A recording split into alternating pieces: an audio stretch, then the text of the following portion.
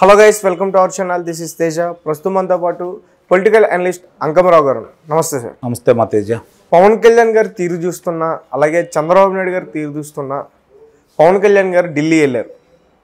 అంటే తీరు విషయం పక్కన పెడితే పవన్ కళ్యాణ్ గారు ఢిల్లీ వెళ్ళారు. వీళ్ళిద్దరు వ్యక్తిగతంగా ఏమైనా నడుస్తుందా వాళ్ళిద్దరికి? వెళ్ళలేదుగా ఢిల్లీ. ఇంకా పవన్ కళ్యాణ్ గారు ఢిల్లీ వెళ్ళారన్నారు. వెళ్ళలేదుగా. వెళ్తారు అనుకుంటున్నారు అంతే, వెళ్ళలేదుగా. అంటే పొత్తు నుంచి బయటకు వచ్చేసి పవన్ కళ్యాణ్ గారు జనసేన పార్టీ అలాగే బీజేపీ పార్టీ పోటీ చేయబోతున్నట్టు కూడా ఒక వార్త అయితే వెలుగులోకి వచ్చి, అది ఎంతవరకు వాస్తవం అంటారు? చెప్పలేము. రాజకీయంలో చివరి నిమిషం వరకు ఎవరు పొత్తులో ఉంటారు, ఎవరు విడిపోతారు అనేది చెప్పలేని పరిస్థితి కదా.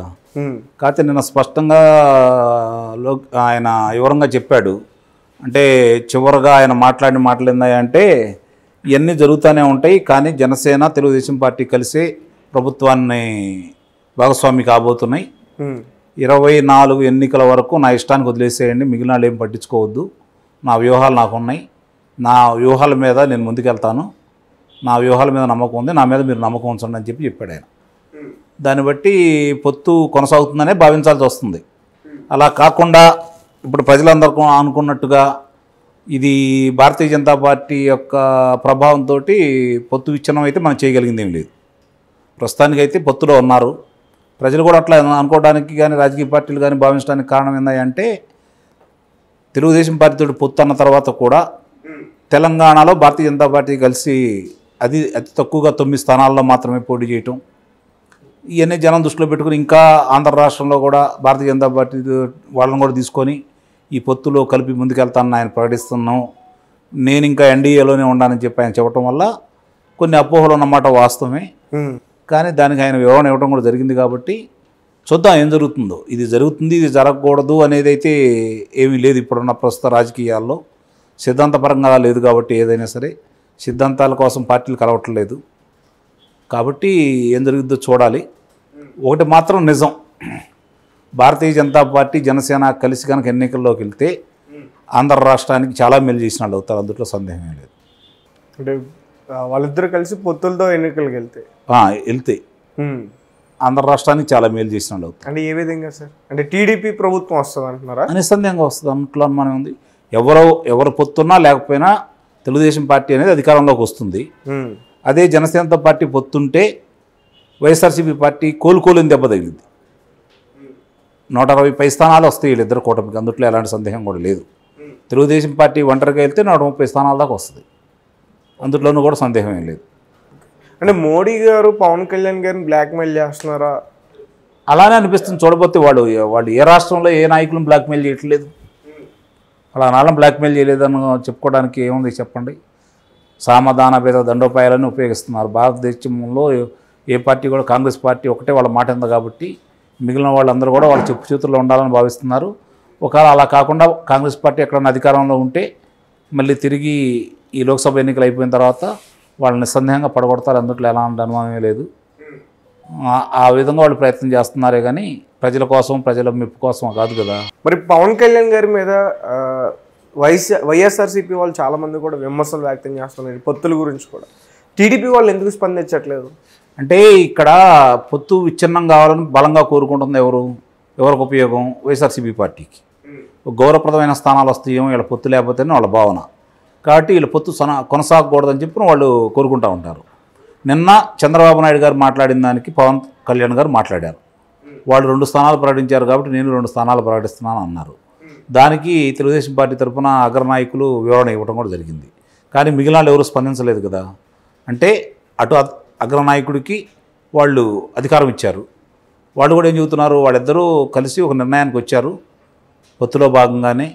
దాంట్లో ఎలాంటి సందేహం లేదు. చిన్న చిన్న పొరపాట్లు ఏదైనా ఉంటే ఎన్ని సరిదిద్దుకుంటారు, అంతేగాని పొత్తులు అయితే ఉంటాయని చెప్పి వాళ్ళు ప్రకటించారు. కానీ పవన్ కళ్యాణ్ గారి వ్యాఖ్యలకు వ్యతిరేకంగా అయితే ఎవరు మాట్లాడలేదు కదా. ఇప్పుడు చంద్రబాబు నాయుడు గారు ప్రకటించాడు కాబట్టి నేను ప్రకటించాను అన్నాడు. మరి అన్నప్పుడు అది పొత్తుల ధర్మమా? అంటే మామూలుగా అంటే చర్చలకు వస్తే దాన్ని కూడా తప్పుపడతారు కదా. అంటే ఇరు పార్టీల నుంచి చిన్న పొరపాట్లు జరుగుతున్నాయి, అందుట్లో ఎలాంటి సందేహం కూడా లేదు. సమయంతో ముందుకెళ్ళాలా. కాబట్టి ఇవన్నీ ఆయన ఇబ్బందులు ఆయనకుండే, నా ఇబ్బందులు నాకుండే కాబట్టి నేను కూడా 2 ప్రకటిస్తున్నాను నేను కూడా అన్నాడు. కాబట్టి అవన్నీ టీ కప్పులో తుఫాన్ లాగానే మనం భావించాలి. కానీ అదంతా పొలిటికల్ డ్రామా అని చెప్పేసి కొంతమంది అనలిస్టులు చెప్తా ఉన్నారు. నేనే అన్నాను, ఇంకో వేరే వాళ్ళు ఎందుకు. రాజోలు కానీ రాజానగర్ కానీ ఆ రెండు కూడా జనసేన గెలిచే సీట్లు. అలాగే చంద్రబాబు నాయుడు గారు ఏవైతే ప్రకటించారో ముందు రెండు, అవి కూడా ఎప్పటి నుంచో టీడీపీకి కంచుకోట అని చెప్పేసి చెప్తా ఉన్నారు. మండపేట అనేది ప్రస్తుతం కూడా అక్కడ శాసనసభ్యులు ఉన్నారుగా టీడీపీ తరఫున, అదే అరకు వచ్చేతలకి మొన్న ప్రకటించారు వేరే వాళ్ళని. ఇప్పుడు చూసుకుంటా ఉంటే ఇప్పటి వరకు అరకులో తెలుగుదేశం పార్టీ గత 2 ఎన్నికల్లో గెలవలేదు అక్కడ. కాబట్టి ఇప్పుడు అభ్యర్థిని ప్రకటించారు. ఇప్పుడు ఏంటంటే వలసలు ఆపడానికి వీళ్ళిద్దరు కలిసి ఒక ఎత్తుగడగా భాగంగా ఇట్లా మాట్లాడుకుంటున్నారేమో అని కూడా నేను చెప్పాను. అదే నమ్ముతున్నాను కూడా నేను. ఈ పొత్తు కనుక నిజంగా కొనసాగితే వాళ్ళ ఎత్తులో భాగం, పొత్తు విచ్ఛిన్నకరం అయితే అది కావాలని ఇద్దరు చేసుకున్నట్టు అవుతుంది. సార్ అలాగే లోకేష్ గారు మిస్ అయ్యారంటూ ఒక వార్త వెలుగులోకి వచ్చింది. అమెరికా పోలీసులు అరెస్ట్ చేశారు ఆ లోకేష్ గారిని. అసలు ఏంటది? ఆయన కూడా మీడియా ముఖంగా వచ్చి దాని గురించి మాట్లాడలేదు. ఇప్పుడు ఏనుగు బజార్ నెంబడి వెళ్తూ ఉంటాయి, కుక్కలు అనేక మరుగుతూ ఉంటాయి అని చెప్పి ఏనుగు కోపం వచ్చిందనుకోండి, కుక్కలు చచ్చిపోతాయి. కాబట్టి కుక్కల అరుపుల గురించి పట్టుకోవాల్సిన అవసరం లేదు. ఇప్పుడు ఆయన జాతీయ పతాకాన్ని ఎగరేశాడు అంటే నిన్న 26వ తారీఖు, వీళ్ళు ప్రచారం చేసింది 25వ తారీఖు. అంతకుముందు జరిగిన కార్యక్రమాలు వచ్చేతలకి 24వ తారీఖు నాడు ఆయన తిరుపతిలో మాట్లాడారు ముఖ్యమంత్రి గారు మాట్లాడినప్పుడు బహిరంగంగా ఎవరన్నా ప్రశ్నిస్తూ ఉంటే ఆయన ఏ విధంగా సమాధానాలు చెబుతాడనడానికి దానికి నిదర్శనం. ఆయన బేలతనాన్ని ప్రదర్శించుకున్నాడు, ఓడిపోతానా అని చెప్పి చాలా స్పష్టంగా చెప్పాడు. దాన్ని దృష్టి మార్చాలి అంటే వాళ్ళకి కనపడుతుంది ఏంటంటే లోకేష్ బాబు గారు. మరి ఆయన ఆధ్వర్యంలో ఈరోజు అక్కడ మంగళగిరిలో చాలామంది నాయకులు నిన్న ఇవాళ తెలుగుదేశం పార్టీలో చేరుతూ ఉన్నారు. ఆయన జాతీయ పతాకాన్ని ఎగరేశాడు. ఆంధ్ర రాష్ట్ర పోలీసులే ఆయనకు రక్షణగా ఉండేవాళ్ళు అక్కడ ఉన్నారు. మరి వాళ్ళు ఏమైనా అమెరికా పోలీసులుగా ఇలా భావిస్తున్నారో నాకైతే తెలియదు. ఎందుకు వచ్చింది అసలు అది బయటికి? అదే కదా వైఎస్ఆర్సీపీ గొప్పతనం. వాళ్ళ మీద వాళ్ళకున్నటువంటి సమస్యలను పక్కదారి మళ్లించాలి అంటే కొత్త విషయాలన్నీ బయట తీసుకొస్తూ ఉంటారు. దాని గురించి 2 రోజులు నిన్న ఆయన జాతీయ పతాకం ఎగరేసింది కూడా మీరు చూడకుండా దాని గురించి ప్రశ్నిస్తున్నారు అంటే ఆ 25వ తారీఖు ముందు రోజులైనా ఆయన విదేశీ పర్యటన అంటే అమెరికా అంటే పక్కనుందా? మీ ఊరు పక్క ఊరా అదేమన్నా పోయి రావడానికి? గంటలోనో 6 గంటలోనో పోయి రావడానికి ప్రత్యేక విమానంలో వెళ్తేనే 13 గంటలు పట్టిద్ది. మరి అక్కడ వాళ్ళు అక్కడ అరెస్ట్ చేస్తే విడుదల చేస్తారా? ఇవన్నీ ఏదో మాట్లాడుతూ ఉంటారు. ఆ మాట్లాడే వాళ్ళని పరిగణన తీసుకోవాల్సిన పని లేదు. Okay right. సో మరి నాగబాబు గారు కూడా ఒక ట్వీట్ చేశారు తన ఎక్స్ అకౌంట్. ఇవాళ కొత్త ఉంది ఆయన గురించి లాకి సంబంధించి పొరపాటున ప్రతి చర్యకు సంథింగ్ అదే చెప్తున్నాను. వాళ్ళన్న మెగాస్టారు, వాళ్ళ తమ్ముడు పవర్ స్టారు, నేను ఏ స్టారు కాలేదన్న భావన ఆయనకు బాగా ఉంది. పొరపాటున ఇప్పుడు వాళ్ళ తమ్ముడు మళ్ళీ మంచి పదవిలోకి వస్తాడేమో, ఎట్లా చెడగొట్టాలని ఆయన ప్రయత్నం చేస్తున్నాడు. అందుకంటే వేరే ఏముంటుంది? గతంలో చాలాసార్లు ఇలానే మాట్లాడి ఆయన ఇబ్బందికర పరిస్థితులు ఆ కుటుంబాన్ని తీసుకొచ్చాడు. ఇప్పుడు కూడా అట్లానే మాట్లాడుతున్నాడు. తమ్ముడు చెప్పాడు వివరంగా, ఆ పార్టీకి అధినేత ఆయన నువ్వు కాదు, చాలా వివరంగా చెప్పాడు. తెలుగుదేశం జనసేన కలిసి ప్రభుత్వంలో రాబోతాయని చెప్పని అరగంట సేపు ఆయన సుదీర్ఘంగా దాని గురించి మాట్లాడాడు. మరి ఇప్పుడు దాంట్లో ఏం తప్పులు కనపడి ఈయన మాట్లాడాడు అంటే ఇలాంటి వాటి వల్ల పార్టీలు ఇబ్బంది పడిపోతూ ఉంటాయి. అంటే వాళ్ళ తమ్ముడు మళ్ళీ శాసనసభ్యుడు కానీ లేకపోతే మంచి హోదాలో ఉంటూ ఈయన చూడలేకపోతున్నాడు ఏమనిపిస్తుంది దాన్ని బట్టి. అంటే పవన్ కళ్యాణ్ గారిని చూడలేకపోతా. అవును, అంతే కదా, ఈర్ష్యం. నాకంటే చిన్నాడు ఈ పొజిషన్లో ఉన్నాడని ఈర్ష్యం ఆయనకు. మరి ఓకే, అందుకనే ఆయన ట్వీట్ చేశారంట. అంతే కదా సార్. అలాగే ఇప్పుడు షర్మిల గారు ఏదైతే తన సభలో స్పీచ్ చేస్తుందో అదంతా కూడా చంద్రబాబు నాయుడు గారి స్క్రిప్ట్ అంటూ కూడా బయటకు వచ్చింది. సజ్జల రామకృష్ణారెడ్డి గారు, జగన్మోహన్ రెడ్డి గారు, వైవి సుబ్బారెడ్డి గారు, విజయసాయిరెడ్డి గారు నలుగురు పక్కన ఉండి చంద్రబాబు నాయుడు గారి దగ్గరికి షర్మిల గారిని తీసుకెళ్తే షర్మిల గారికి చంద్రబాబు నాయుడు గారు చెప్పేది వీళ్ళు రాసిస్తే ఆమె చదువుతుంది. అర్థం కాలేదు సార్. అవునండి, స్క్రిప్ట్ ఆయన రాసిచ్చి చదువుతున్నారంటే వీళ్ళు దగ్గరుండి చూశారు, లేకపోతే తీసుకెళ్ళి దగ్గరుండి ఆయన చెప్తే వీళ్ళు రాసి ఆమెకి ఇచ్చారని చెప్పి అంటున్నాను నేను.